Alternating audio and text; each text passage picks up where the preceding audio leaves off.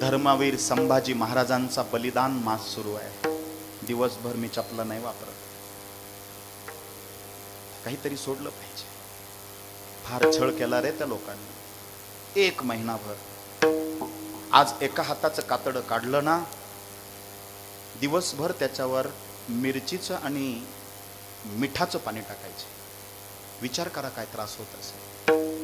दुसऱ्या दिवशी दुसऱ्या हाताचं कातड काढायचे, त्याच्यावर मिठाचं आणि मिरचीचं पाणी टाकायचे। तिसऱ्या दिवशी एका हाताचे नख उपटायचे। विचार करा, हा तळपून तळपून मारलं।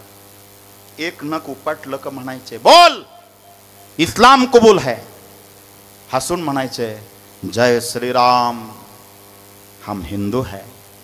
काय अभिमान आहे। एक सांगू का तुम्हाला,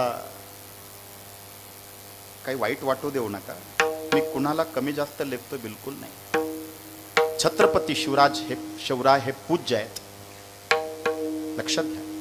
ते विचारात आणि आचारात आणणारं दैवत आहे। पण छत्रपती शिवरायांपेक्षा काकणभर ताकद आणि बुद्धिमत्ता जर असेल तर धर्मवीर संभाजी महाराजांकडे होती। फार ताकद, प्रगल्भ बुद्धिमत्ता।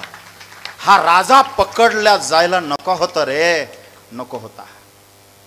काय राष्ट्र असतं, अख्खं जग।